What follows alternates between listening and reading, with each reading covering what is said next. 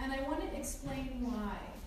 And I really want you to be attentive to what I'm saying so that you understand my expectations. There are two really important points about this resubmission on Thursday. One has to do with your use of sources and your editing.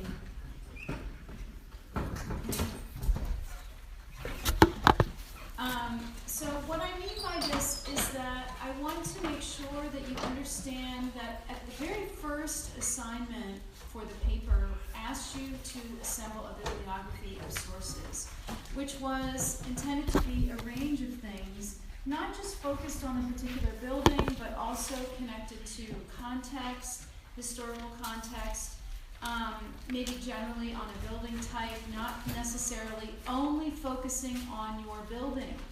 It's important because the way to critically engage with a precedent of any sort is to not just look at it in isolation, but to compare it with other works and to set it in its historical context. So that range of sources is very important. Too frequently, what we've been finding in the writing assignments is that students will rely only on one source that they think is authoritative. Worst of all is when students rely only on Wikipedia. Not acceptable. So we want to make sure that you are relying on a wide range of sources. Obviously, for this week's assignment, which is a formal analysis, you probably should not be needing to rely very heavily on other sources because you are the person who is originating the analysis.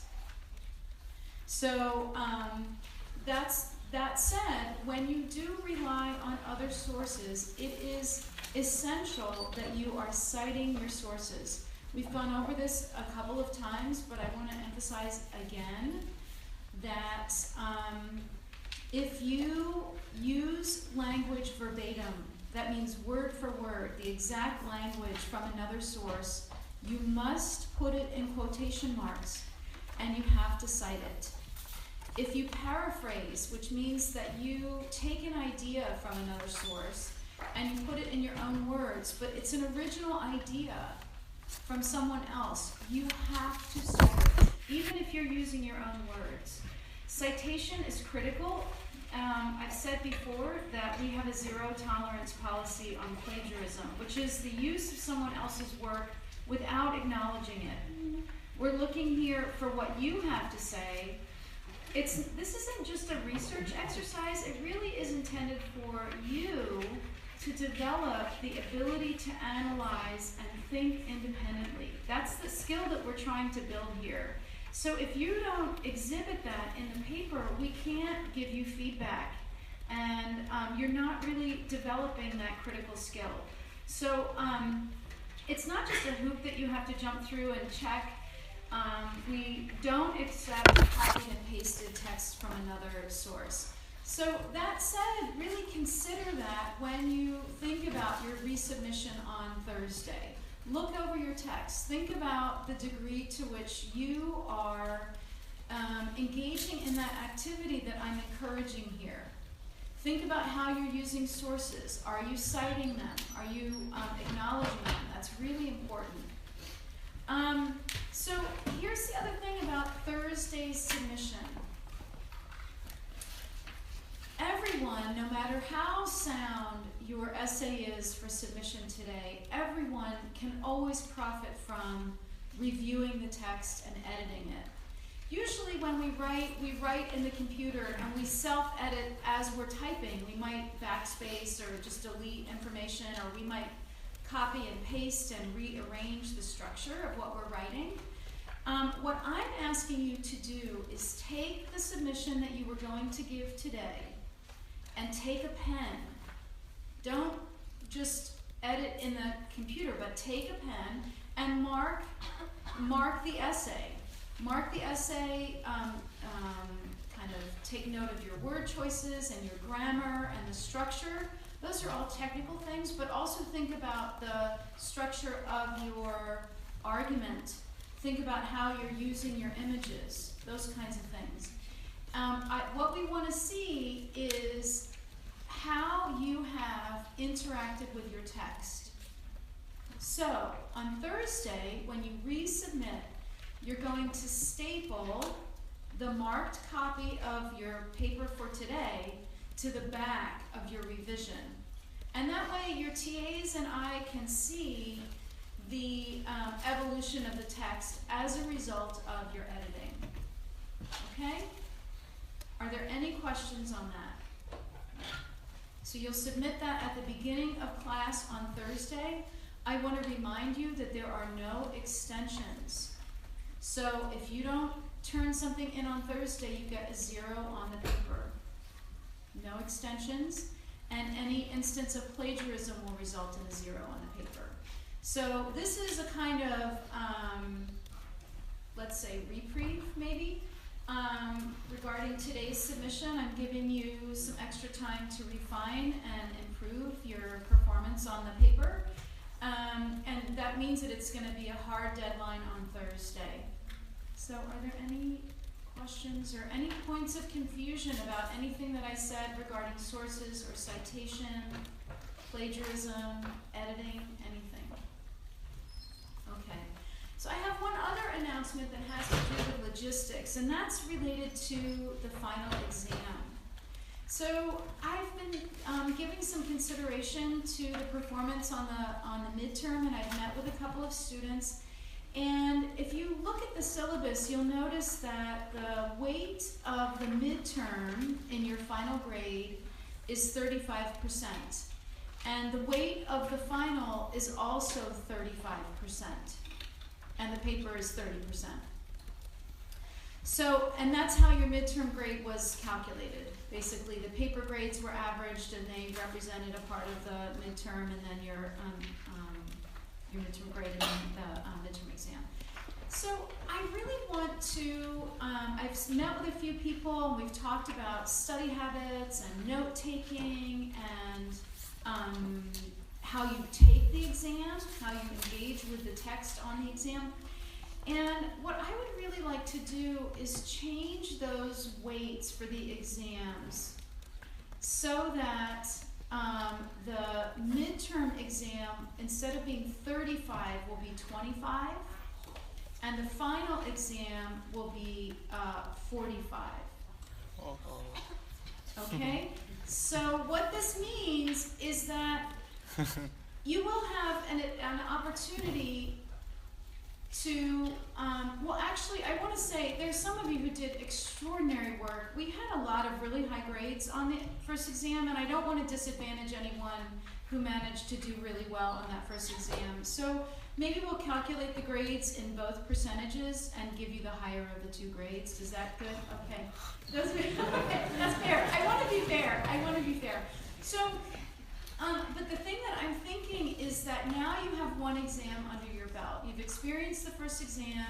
You understand where you went wrong. If you haven't talked to me, there's still time, obviously, or you can meet with your TA and kind of go over your exam and talk about your approach. But I really want to reward students who show a good faith effort to improve and learn from the first exam. And if you, that way it will reward you if you perform strongly on the final.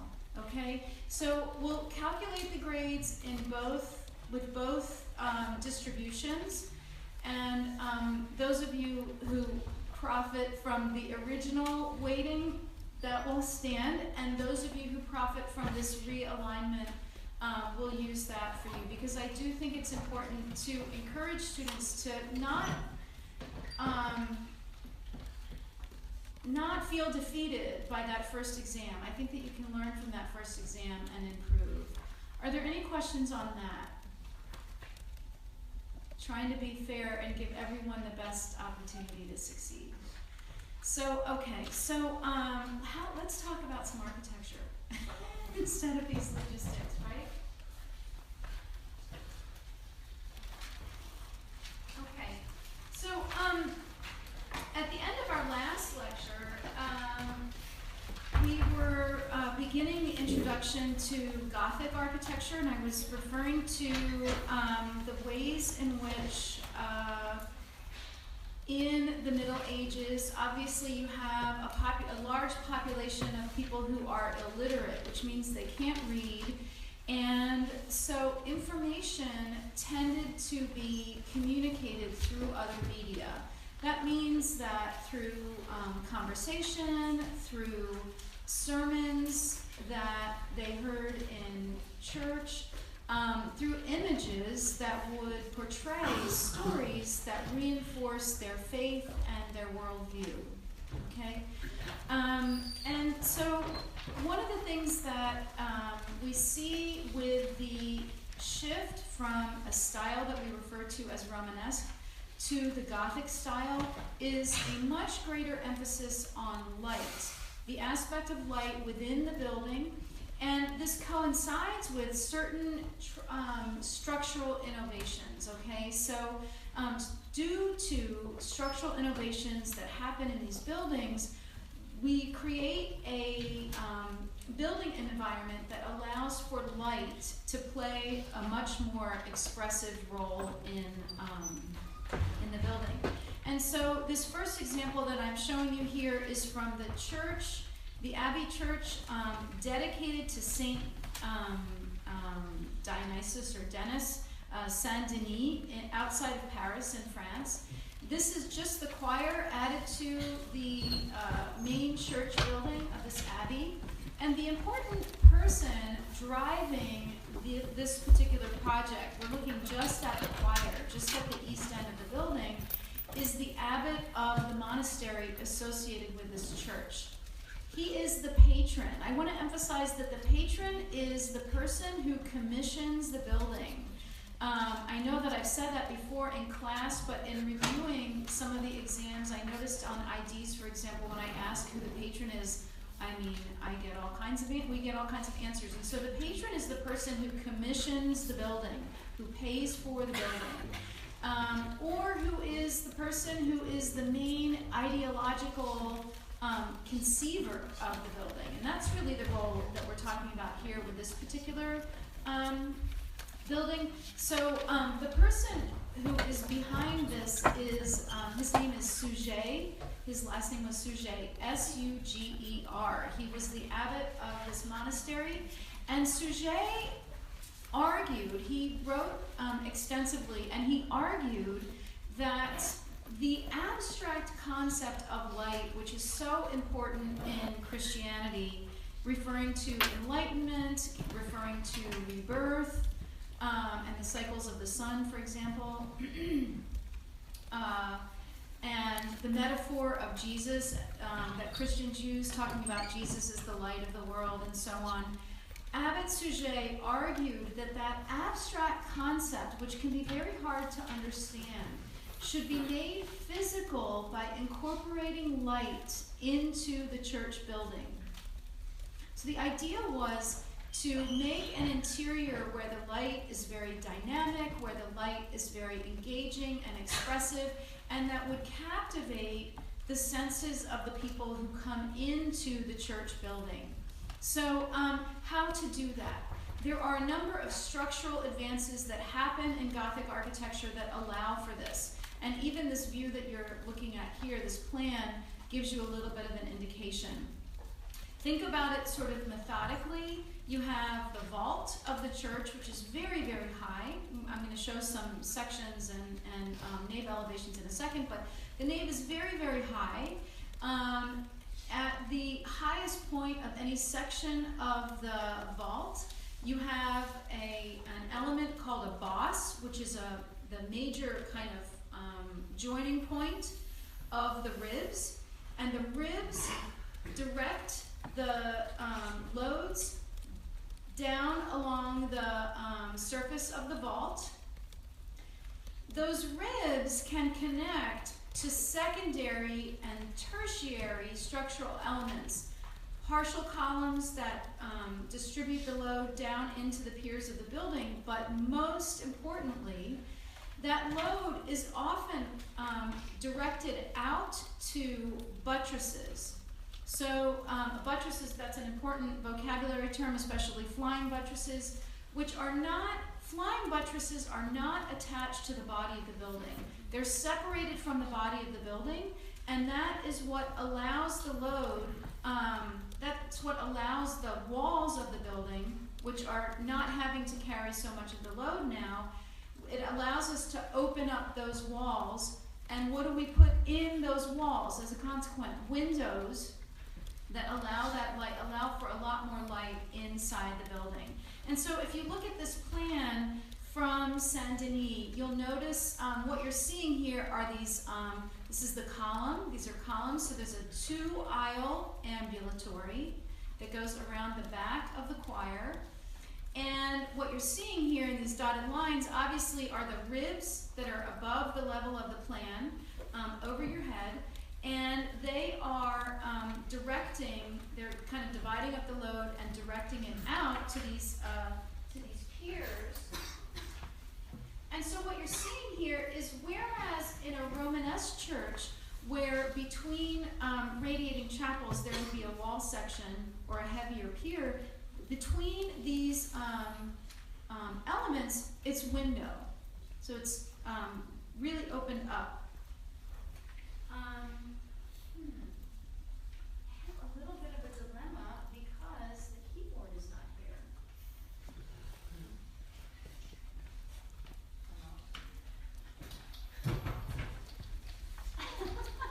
Oh wait, here it is. It's stuck. It went somewhere. Okay. Well, somewhere. I'm sorry. It's pushed back behind the desk. Okay. So here is the interior of the choir, and it gives you an idea of how the system of the boss, which is really small at Saint Denis, this is the boss, that point where the ribs come together, and then the ribs separate out from, or kind of direct away from the boss, down toward columns, or we call them colonnettes, C-O-L-O-N-E-T-T-E.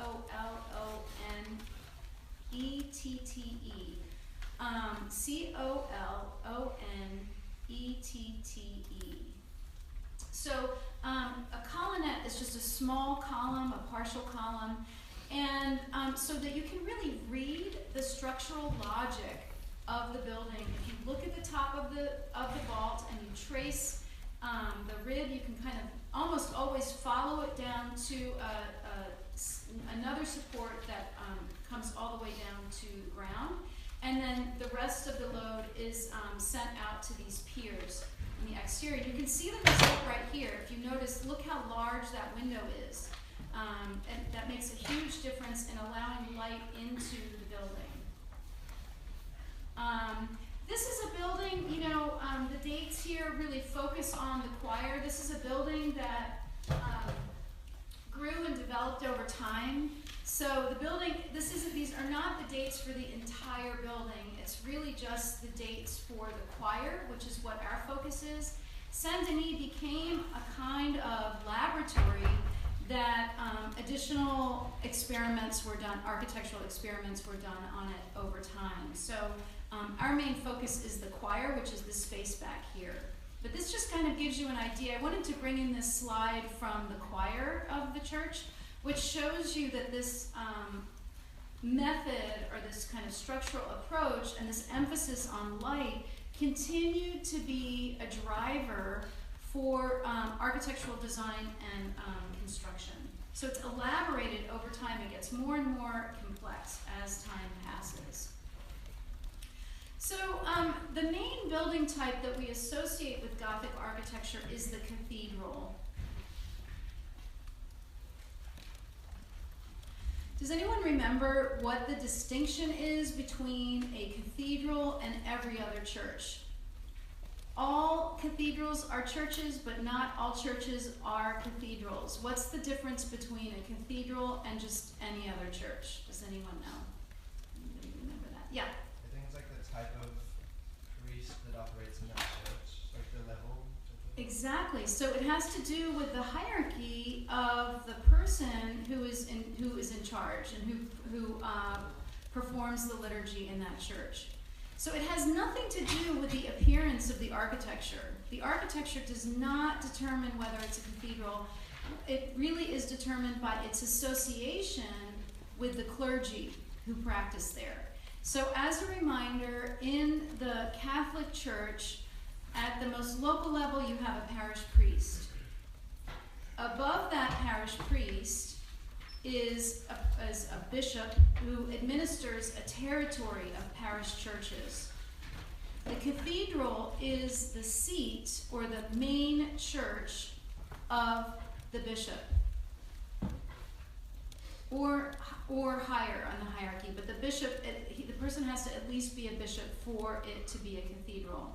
So sometimes that translates into a larger scale, sometimes it determines the level of detailing on it, not always though. This is the main determinant of whether it's a cathedral. So, and it comes from the Latin word for the throne that the bishop sits on, the cathedra. So there's a connection there. So the main building type that we focus on when we're looking at Gothic architecture is cathedrals. This new ideology focusing on light and these new structural innovations really were inspirational for large-scale church building throughout Europe. Primarily, we're going to focus on France, but throughout Europe, primarily in the 12th century. Sometimes a cathedral would also possess an important relic.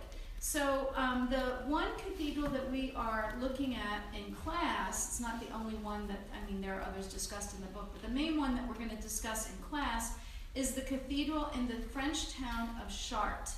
So when we refer to a cathedral, it's almost always the case that the cathedral is dedicated to the Virgin Mary. The French refer to that dedication as Notre Dame, N-O-T-R-E. That's one word, meaning our. Dame, D-A-M-E, meaning lady. Our Lady refers to the Virgin Mary. So you can refer to the cathedral as Notre Dame of Chartres, for example, using the city name. Or you can just refer to it as Chartres Cathedral, which totally works for me. And that's how I label it here on this slide. So sometimes these cathedrals, as in the case of Chartres, also possess an important relic. We've talked a lot about relics and pilgrimage churches and the activity of pilgrimage as a determinant of what those churches look like. So the interesting thing in Chartres is that it also has characteristics of a pilgrimage church. So what I want to do today is I want to talk about very methodically the conditions of Chartres Cathedral, but I want you to understand that many of these conditions also apply to other cathedrals. Not every cathedral has a major relic in the way that Chartres did, but the relic that they possessed made the cathedral more important than others. Okay? So what we're looking at here is the relic of the cloak. A cloak is sort of like a coat that was said to have belonged to the Virgin Mary, whom Christians believe to be the person who gave birth to Jesus. And the importance of this relic for Chartres cannot be overstated. There was, for centuries, there was a cathedral on the site. Pilgrims came and started their pilgrimage at Chartres. But a really important event happened here in 1194. There was a major fire at the cathedral. And most of the cathedral was destroyed. The only parts that survived were the crypt, which was under the altar, which is where the relic was held. So the east end and the west end, the facade, part of the facade remained. So the two kind of bookends of the church survived. Well, at Chartres, they said that it is a miracle that this relic survived. And so it was kind of a miracle associated or ascribed to the relic, and it really provoked people to donate very heavily and reconstruct the building. So this is the relic of the cloak, and this gives you a little bit of an idea of the site situation. There was an older, this is the plan of the older cathedral. So this east end over here remained, and the facade remained, but everything in between needed to be reconstructed. So they had this great opportunity.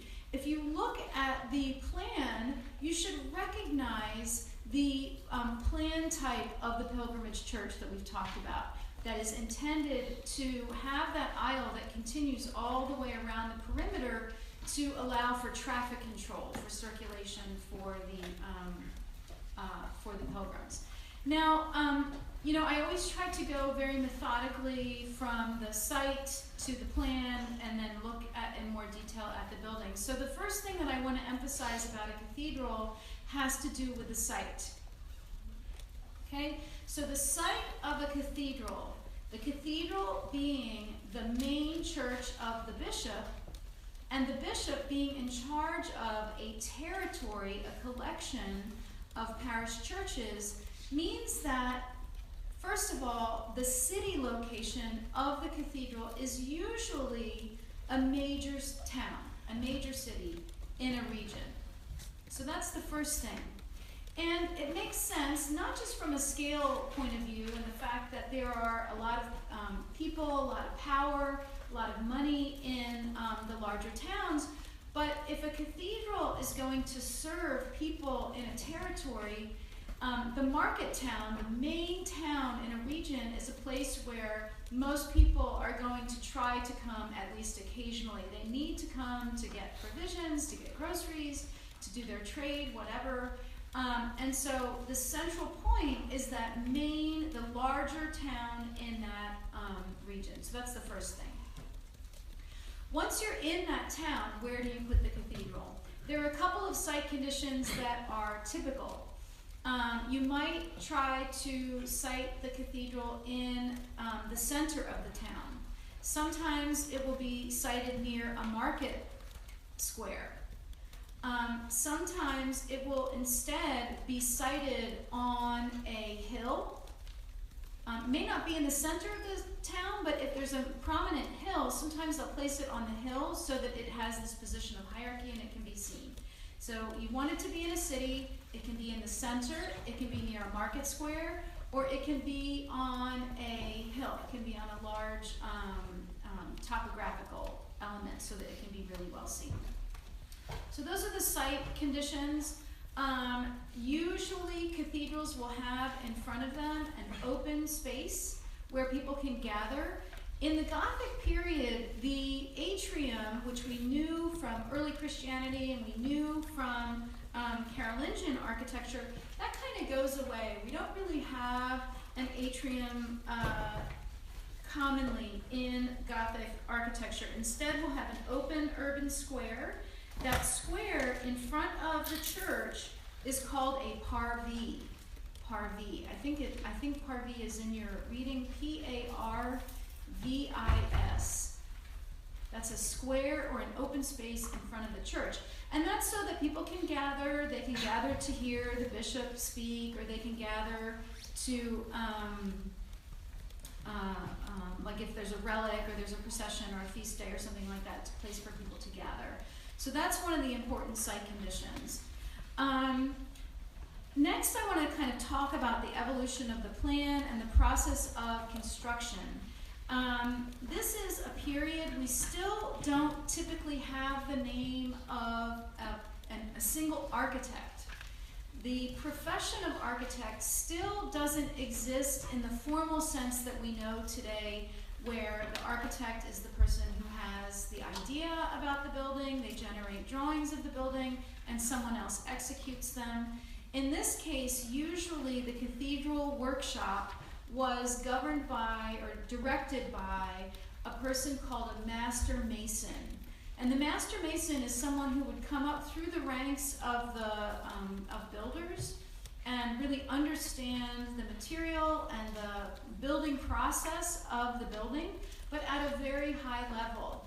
And the master mason They might have ideas about the plan of the building and the appearance of the building, but really the master mason was sort of like a contractor, or like the person who does construction administration. They make sure of the scheduling of the building, the phasing of it, the delivery of the material, the payment for the material. All of those things were the job of the master mason, who monitored everything that happened on the site.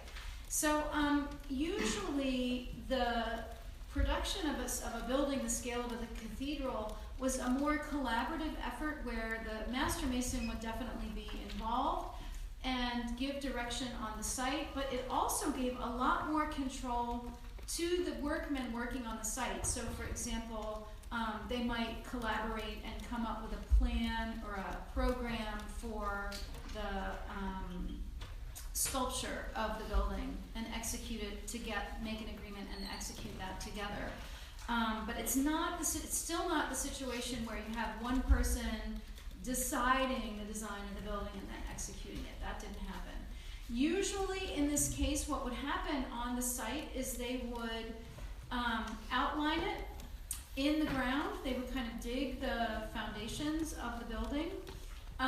The first thing that they would do is put in the piers. They would start by constructing the piers, and they would always begin on the east end, which was the part of the building that they were eager to complete first, because that's where the altar would be. The sooner you get that completed, the sooner you can start using it. So they would begin on the east end and move toward the facade, move toward the west. So think about this when you travel abroad, or when you're looking at the plans of cathedrals, whether it's in doing your own research, or you're looking in the book and preparing for exams or whatever. Remember that that is typically the order of construction. So if there are material advances, or if there are structural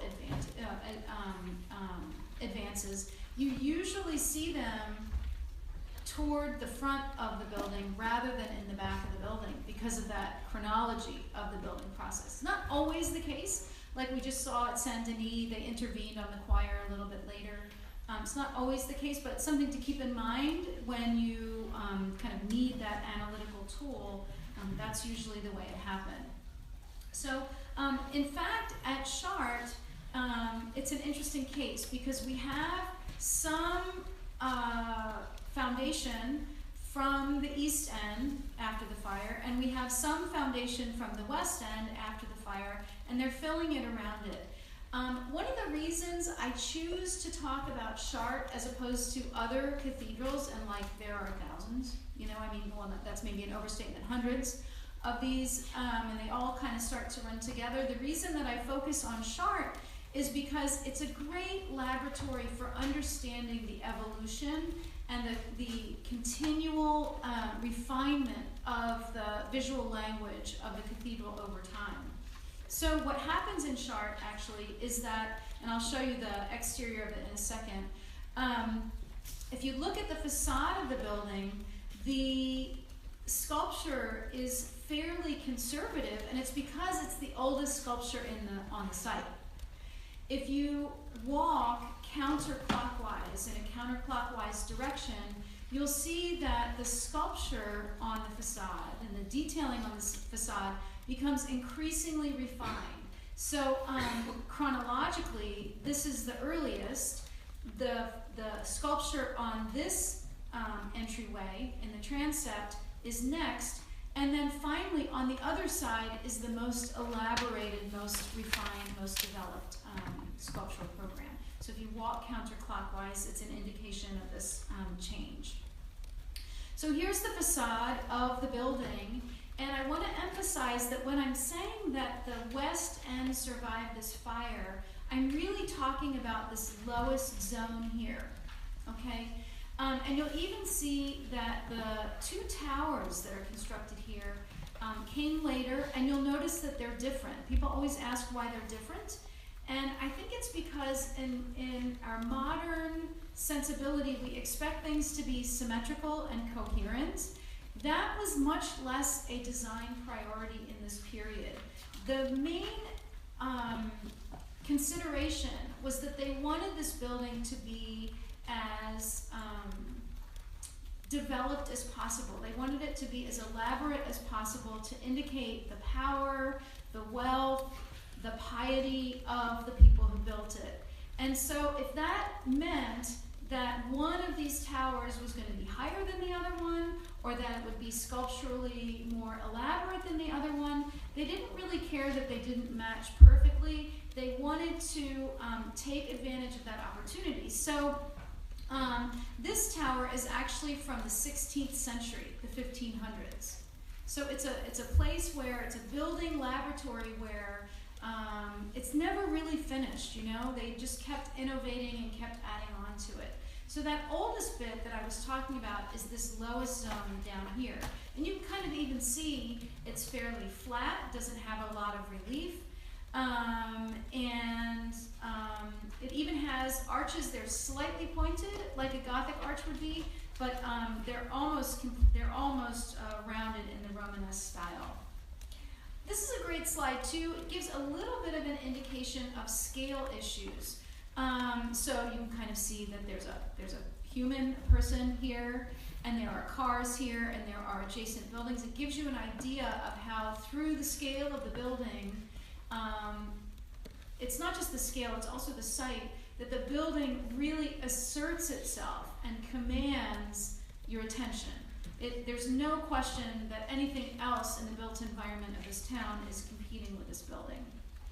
So here's a detail of the facade of the building.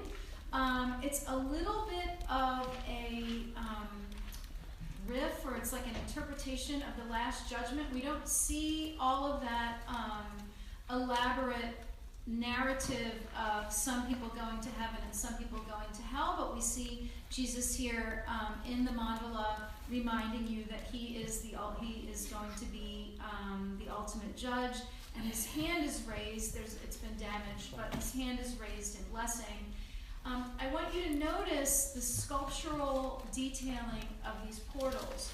So what we see here is we have Jesus, and we have various saints next to the entry to the church itself. These doors enter into the nave of the building. Have a look at the form of these figures. So you can see that there's an engaged column here, and attached to them are these figures. The figures are not proportioned in an ideal way. They're not proportioned in the way that the human body typically is. They're really elongated, they're really attenuated, and they almost take on the form of the column. They're really attached to the column, and they don't interfere at all with your reading of that column as an individual element. They almost kind of blend in with it. As you move around the church,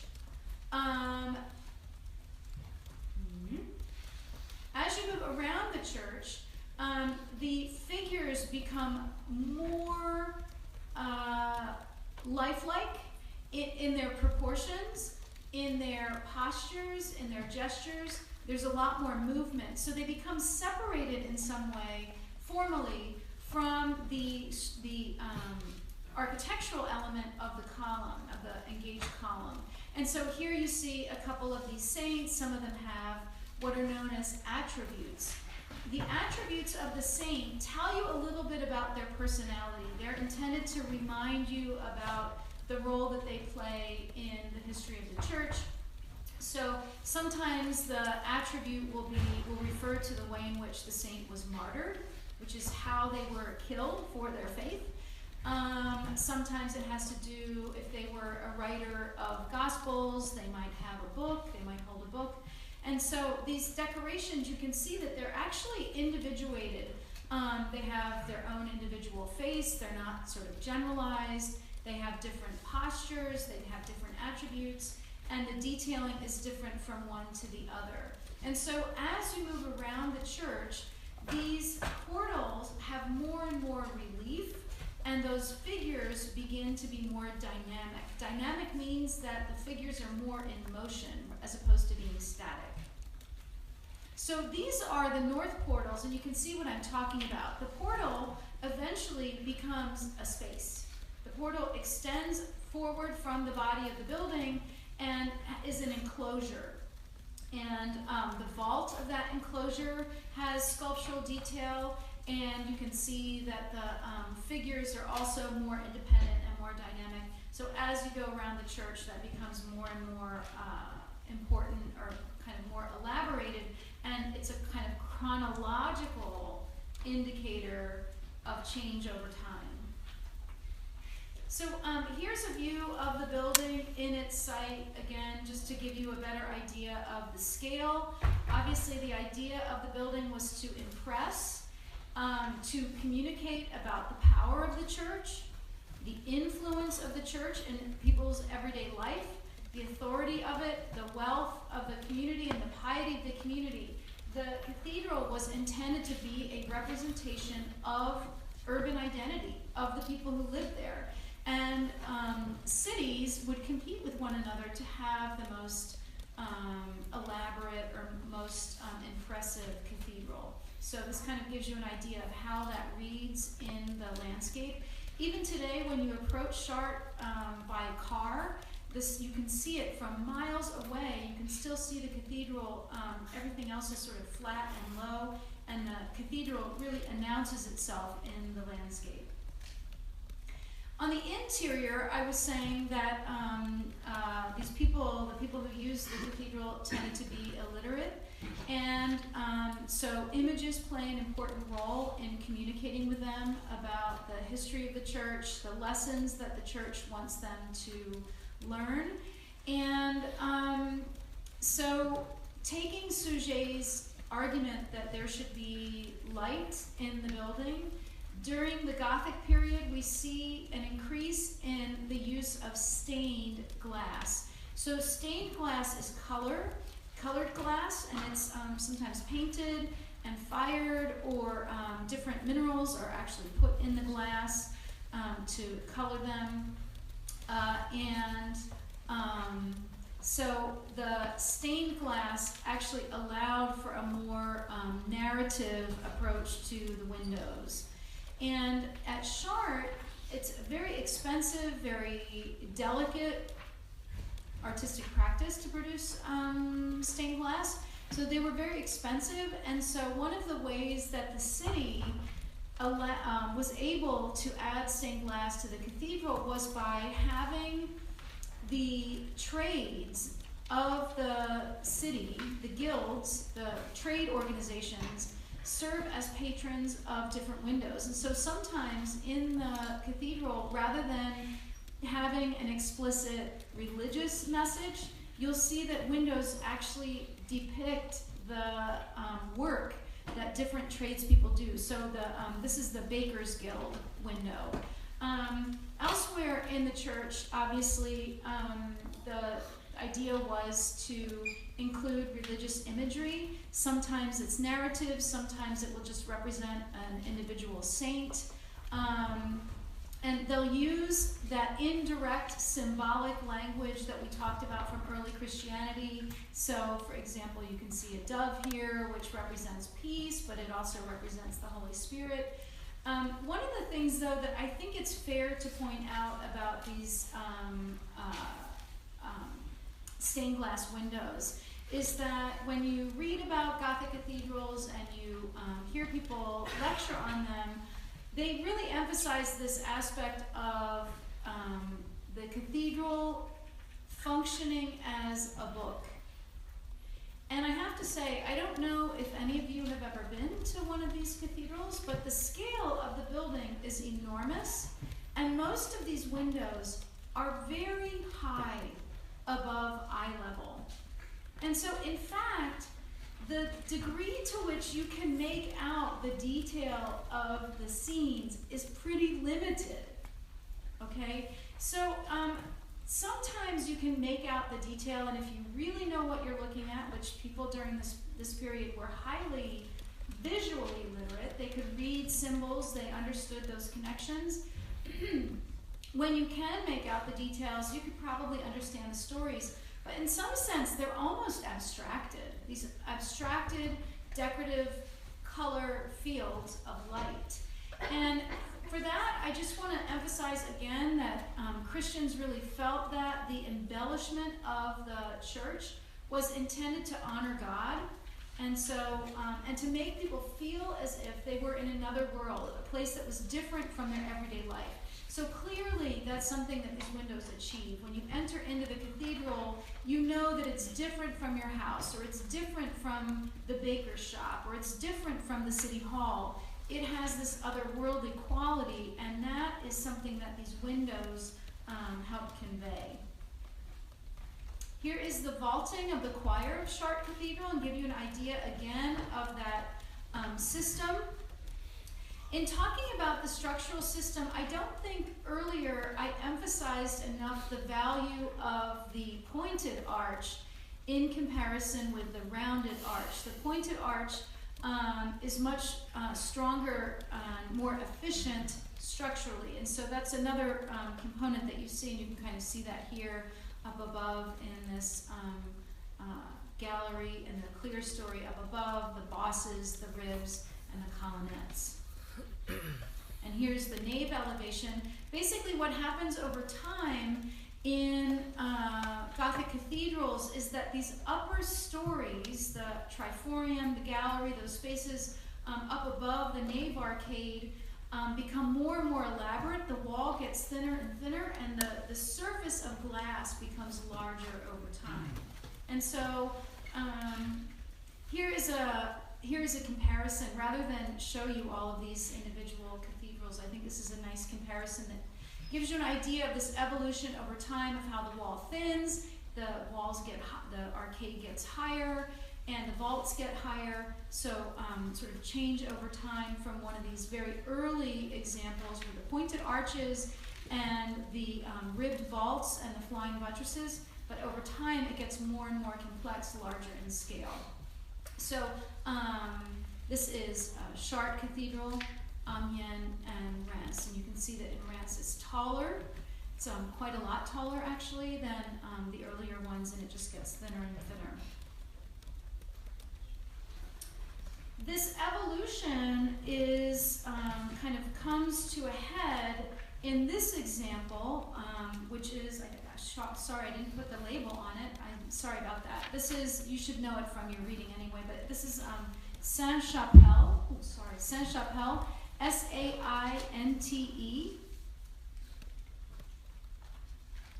S-A-I-N-T-E, and the second word is chapelle, chapel, C-H-A-P-E-L-L-E.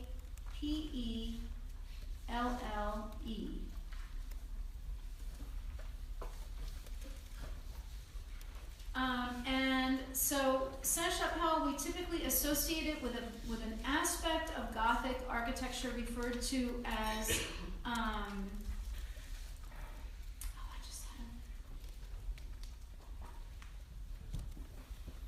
who knows what this is called? I'm blanking. Oh, rayonnant. Okay, so I knew it would come to me. So it's called the rayonnant style of Gothic architecture, so I'll spell that for you too. It's also in the reading, but rayonnant is R-A-Y-O-N-N-A-N-T.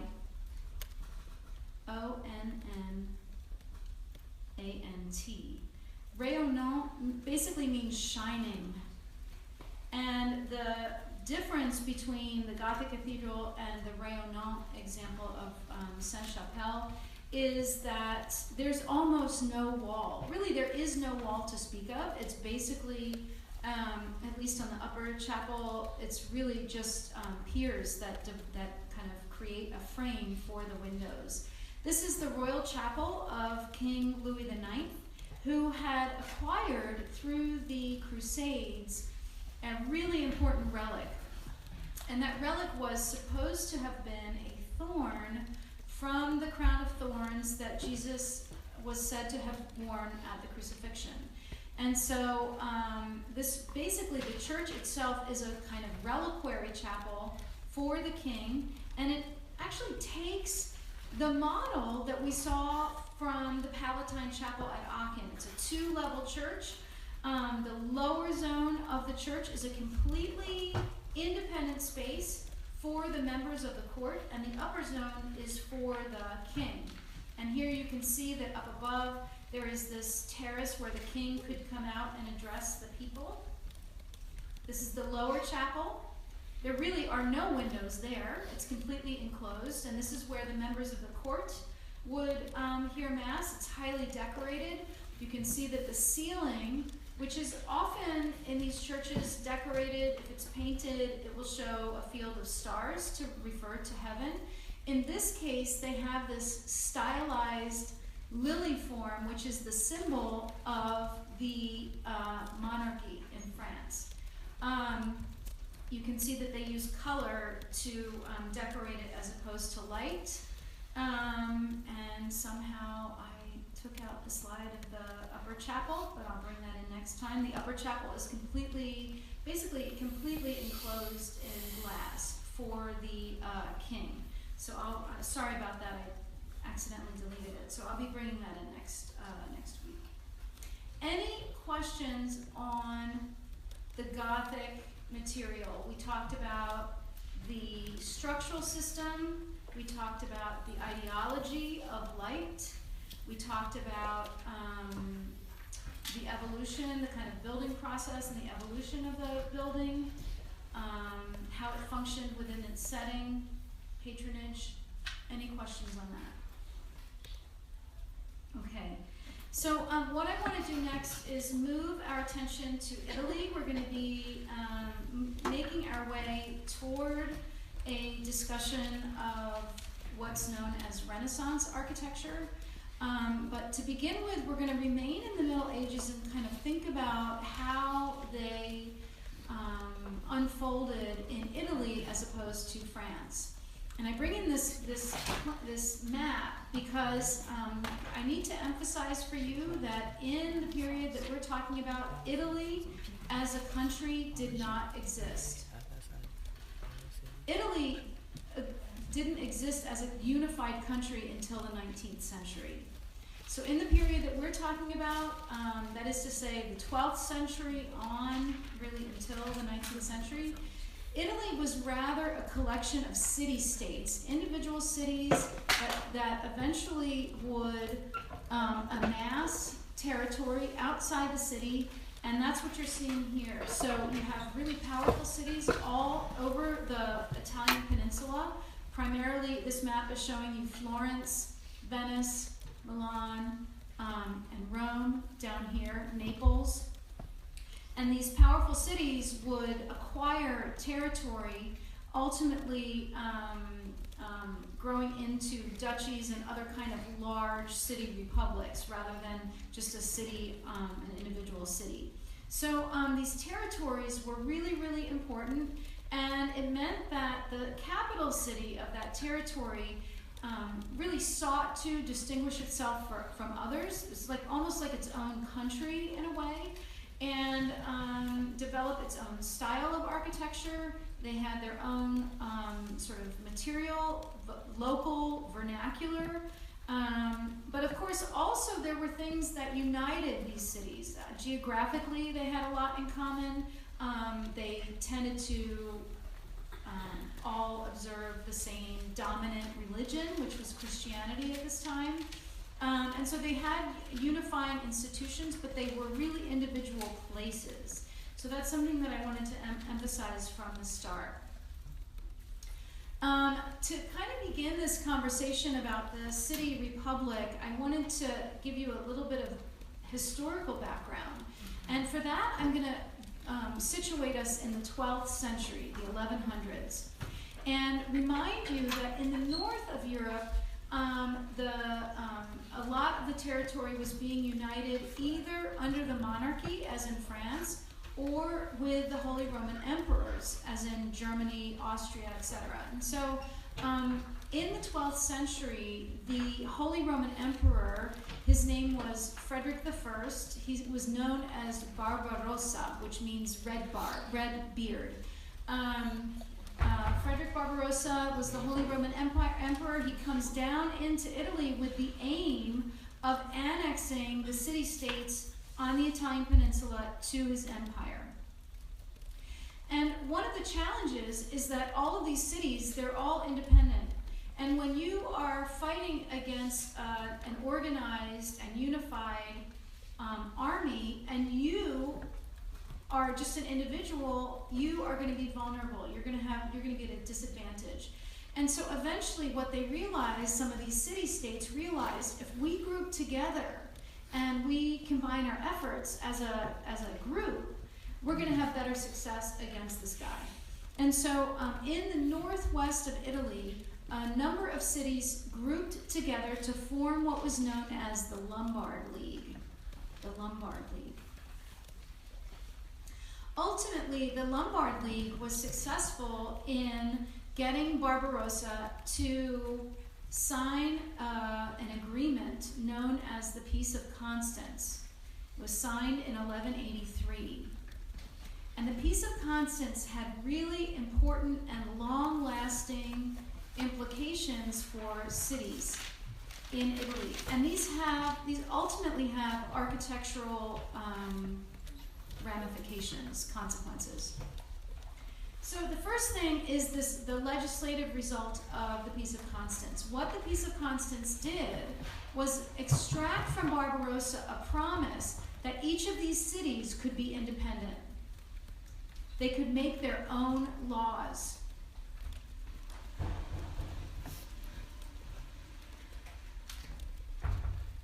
They could make their own laws, and they could decide their own legislative system. So what that means is, like, who was eligible to be elected? Who was eligible to vote? What form would that elected body take? What would be their decision-making processes? What would their government be? So each city, as a result of the Peace of Constance, had the opportunity to decide for themselves. There wasn't going to be an emperor or some other figurehead or dictator, whatever, making those decisions. So there was a legislative outcome, and that has direct consequences, as you'll see, that has direct consequences in the architecture of town halls. That kind of independence that those cities had. So there's a legislative outcome of the Peace of Constance. Second, there was an economic outcome. So the economic distinction that happens with the Peace of Constance is that people could decide for themselves, each city could decide for themselves what currency they were going to use, like what the coinage, what the money system was going to be. They could decide how they were going to tax. Who were they going to tax? What goods were they going to tax? What activities were they going to tax? And how would that be structured? Everything economic. That has important implications architecturally in terms of city walls and the gates that were places where tolls and taxes were usually paid, but also it organized laws having to do with market and commerce. The third thing were judicial consequences. Who was going to keep the order? Who was going to enforce order? And who was going to make decisions about when crimes were committed, what kinds of penalties would be imposed, etc. So all of these things are critical to the identity of individual places. These are administrative outcomes. They're kind of political outcomes. But they were really critical in terms of how Italian city-states evolved, what form they took. The form was directly related to these outcomes from the Peace of Constance. So after the Peace of Constance, throughout the Italian peninsula, there were basically two ways that a city would be organized and governed. One was as a city republic. A city republic meant that people were elected as representatives to make decisions.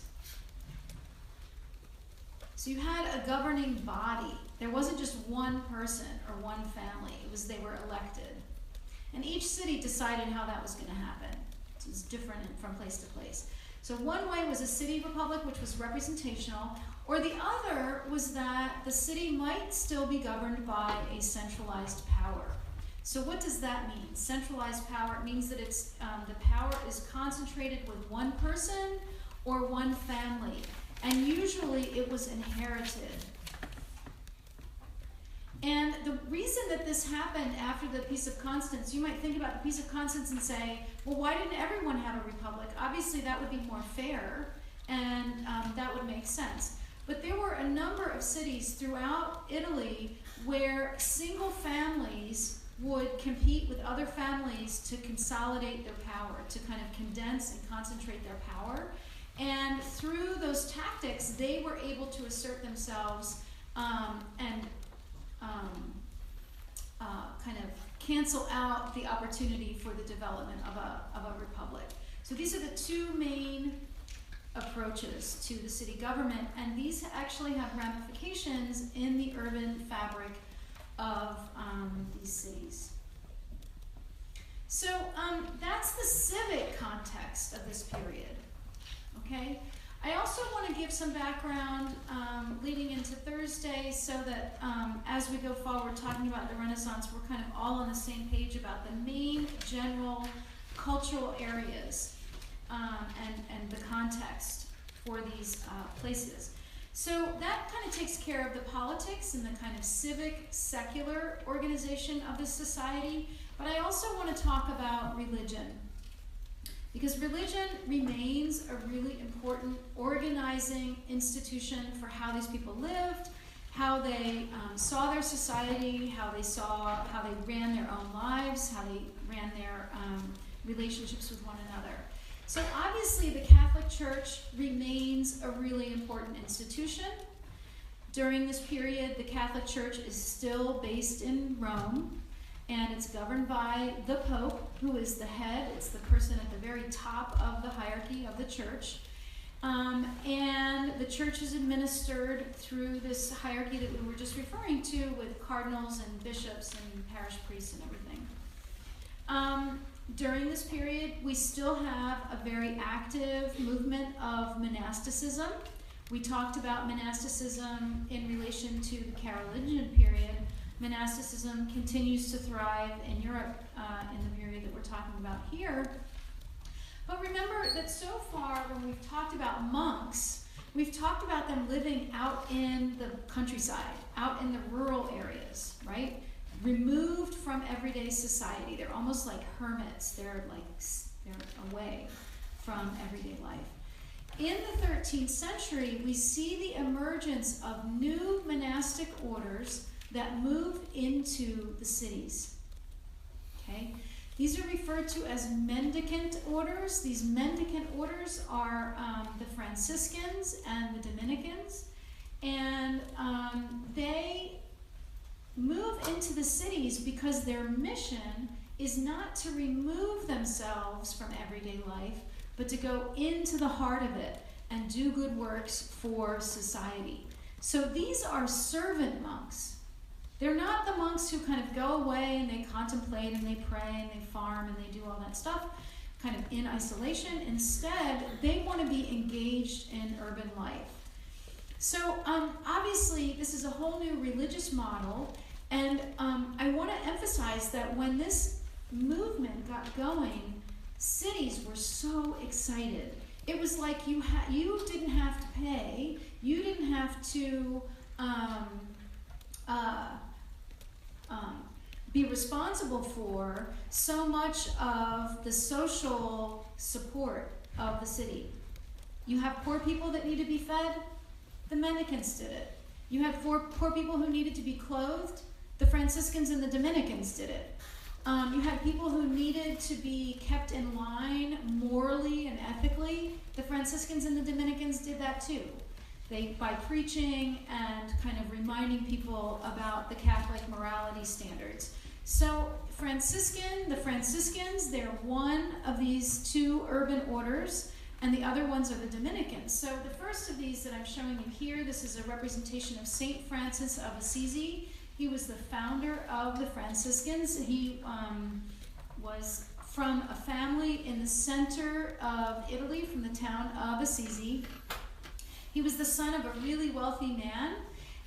He lived a life of privilege. He had all the fine clothing that he wanted.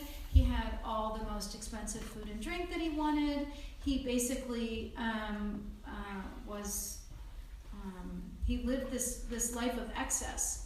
And so he was off with friends in a nearby town, engaging in this life of excess, and he was, partying and behaving badly, and ultimately he is thrown in jail. So he's thrown in jail, and while he's in jail, he starts thinking about the mistakes of his life, and he decides that he needs to reform, and he needs to get his act together. And he basically has this religious conversion. And he decides that the root of all of this temptation and this bad behavior is his wealth. And he decides that when he gets out of jail, he's going to give away all of his wealth, which he does. He goes back to Assisi. He actually, there are images of him taking off all of his clothes and just giving away all of his clothes and saying, I'm going to take a vow of poverty, and I'm not going to have any personal possessions. No personal possessions. All of my food is going to come from donations from, other people in the city. My clothes are going to be donated by other people. And I'm going to focus my whole life on doing good works and taking care of the poor. So I'm going to beg. I'm going to be a beggar, and I'm going to beg on behalf of other people so I can take care of other people. This is the foundation ideal of the Franciscan order, this idea of poverty. And you can see that even in this image. The dress, the habit that the Franciscans wear is very, very modest. It's brown, and it's this very heavy, kind of scratchy wool. You can't see it in this image, but usually the Franciscans have a belt made out of rope that has knots on it that they use as a kind of prayer rope that helps them kind of remember the various prayers that they say. They cut their hair as a sign of humility and a lack of concern about what they look like. And everything about the Franciscans was intended to focus on the other, to focus on doing good works for the other, for the poor. Sometimes Franciscans are referred to as the friars minor, which means it kind of emphasizes the fact that they wanted to de-emphasize their own status and their own belongings and their own wealth and give everything away for other people. So the painting here that you're looking at is by the Italian artist Giotto, and it dates from the end of the 13th century. Francis himself lived at the end of the 12th century, beginning of the 13th. His order, which is to say his rule that he wrote for Franciscans, was approved by the Pope in 1210. So one of these sets of urban monastics are the Franciscans, who are followers of St. Francis. This image, by the way, I should probably say a word about it. St. Francis, as saints go, was kind of understood to be a mystic.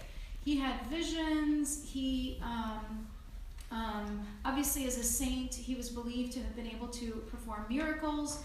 And one of the stories of his life is that he was away from the city, kind of contemplating and meditating and praying and so on. And he was visited by an angel who, as a result of his extreme faith and his extreme devotion and piety, he was, quote unquote, rewarded with the sign of the stigmata. And that term is on the slide here. The stigmata are the physical signs that correspond with the crucifixion of Jesus.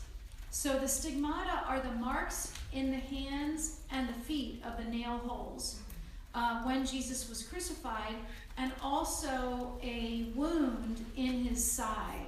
So the stigmata, and you can see it here, it's kind of like a laser beam, where the angel transmits, the crucified Jesus transmits these stigmata to the hands and to his feet and also to his side. And these were understood to be a reward for his piety. People during the time claimed to have seen with their own eyes and affirmed that he had these wounds physically on his body. And they believed that they were transmitted in this way as a reward for his piety. The other figure that I wanted to talk about with regard to this urban monasticism is Saint Dominic. So you have the Franciscans and you also have the Dominicans. And these two different groups came into the cities, the Franciscans, to do these good works like taking care of the poor. The mission of the Dominicans was a little bit different. The Dominicans saw their mission to help the city and to help the people by educating them about the church and educating them about their faith. And so unlike the Franciscans, who were really, really poor, and they were supposed to be really, really poor, and they took this vow of poverty and everything, the Dominicans tended to be highly educated. So it was important that they read, that they study, that they really understand the dogma of the church, the kind of ideals of the church, the texts, the scriptures, and all of those things, because they delivered this information to the people by preaching, by giving lectures, by giving sermons in the public realm. And in order to do that well, they had to be authoritative. They had to really know what they were talking about. So they're sometimes referred to as the preaching friars. And as we'll talk about on Tuesday, we have class on Thursday, but we'll revisit these two orders on Tuesday. We'll talk about how these two different kinds of identities, these monastic identities, were reflected in the architecture and the urban planning of these medieval Italian cities. So we'll leave it at that. If you haven't signed in, don't forget to sign in.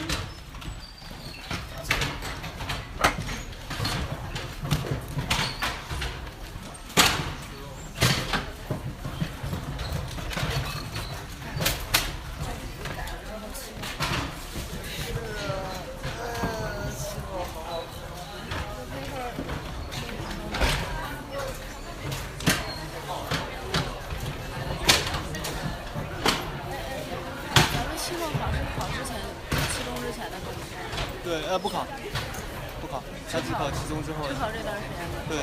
OK， 行。我4年没去上过课啊。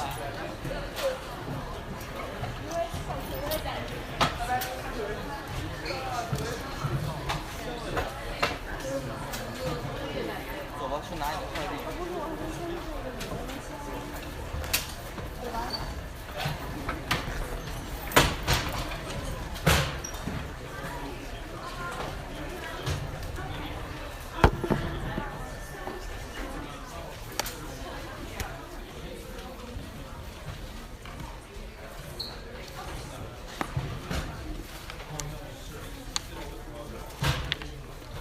嗯。